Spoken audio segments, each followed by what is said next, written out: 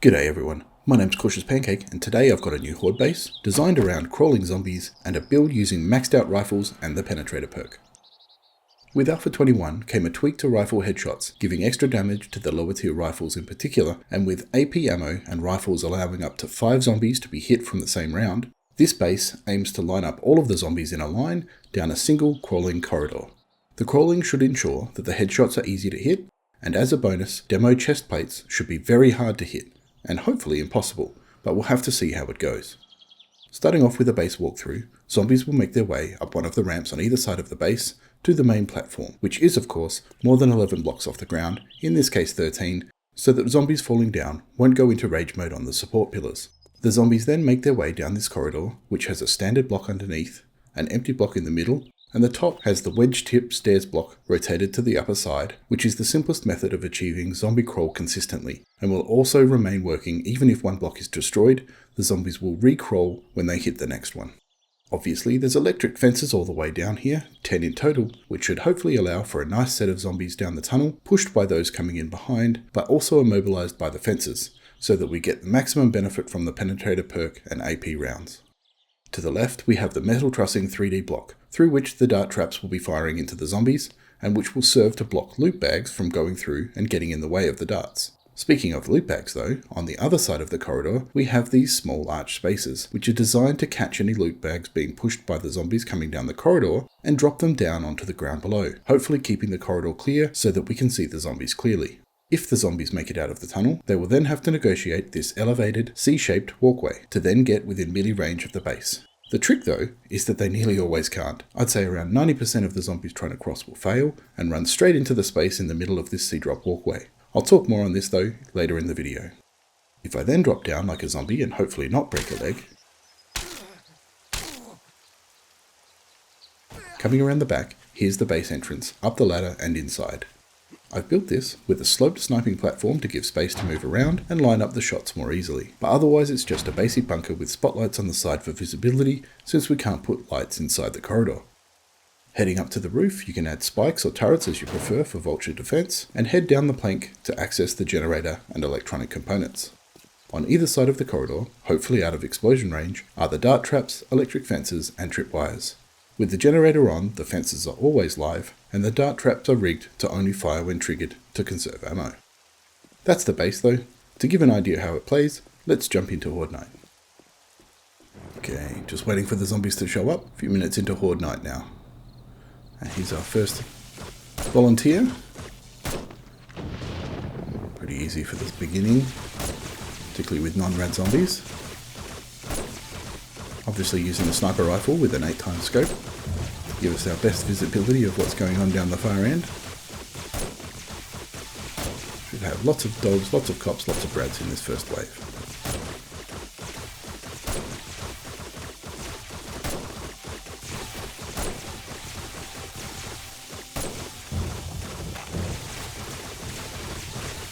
As you can see, we've already got a bit of a problem with loot bags and bodies getting in the way, but with the AP perk you can just keep firing and you will be hitting zombies down the other end. Obviously it's better when you know what you can see and can really pick off those headshots.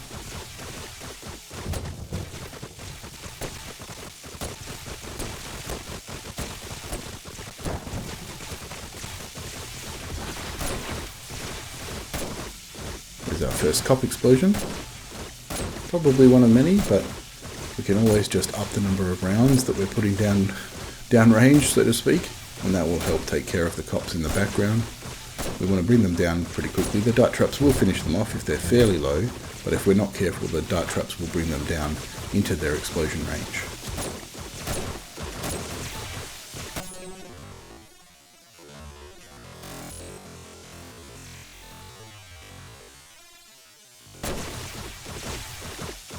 That's like a interesting hover zombie.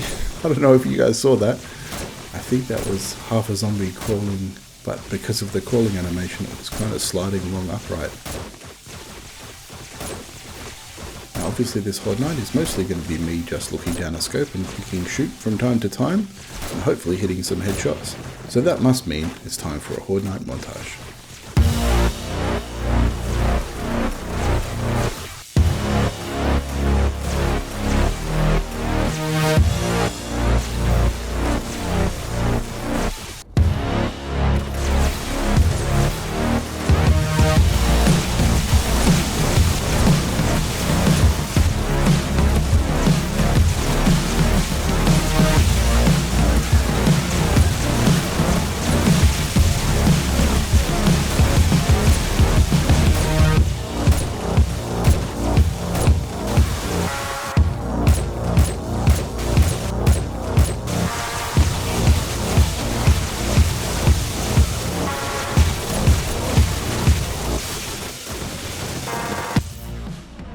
Popping out the top, you can see how well the loot bag drop slot has worked.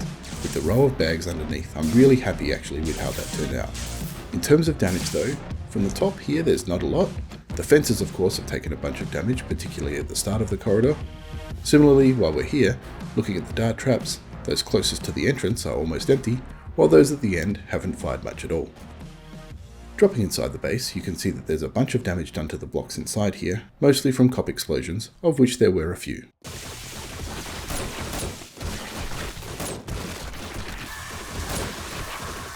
But overall, none of the concrete blocks are overly damaged, the worst is about 50%. If you were concerned, you could upgrade the main 10 blocks of corridor to steel, which with the doubled XP and increase in explosion resistance would easily handle things.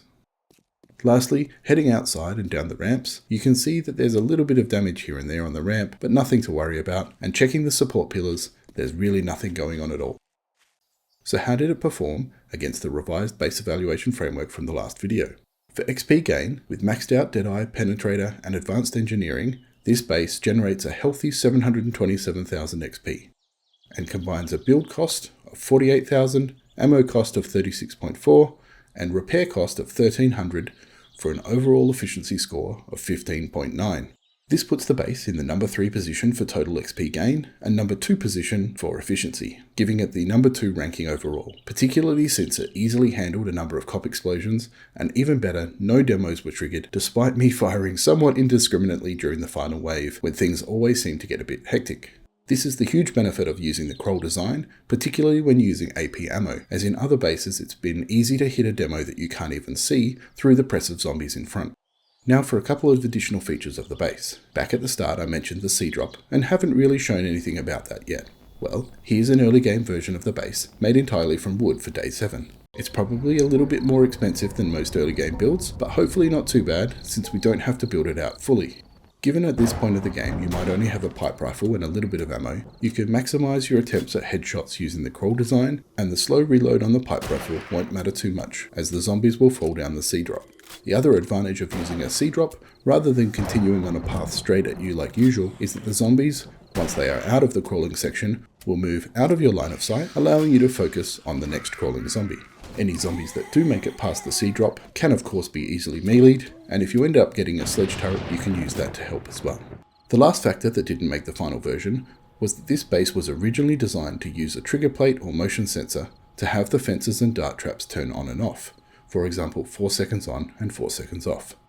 This was to further reduce the darts used, driving up efficiency, but was also aiming to allow more kills directly from the rifle, giving 100% of XP rather than the reduced amount from trap damage. It would also allow zombies to run the full length of the corridor more often, pushing the loot bags out of the way as they did so. In testing this though, I found the setup less effective at killing the zombies, so it was abandoned in favour of the always on approach. So that's my crawling corridor sniper base. Please leave a like if you've enjoyed the video, and let me know in the comments below what you think, good or bad. Your feedback is always appreciated. Please subscribe if you'd like to see more horde-based videos like this one, and as always, thanks for watching and happy building.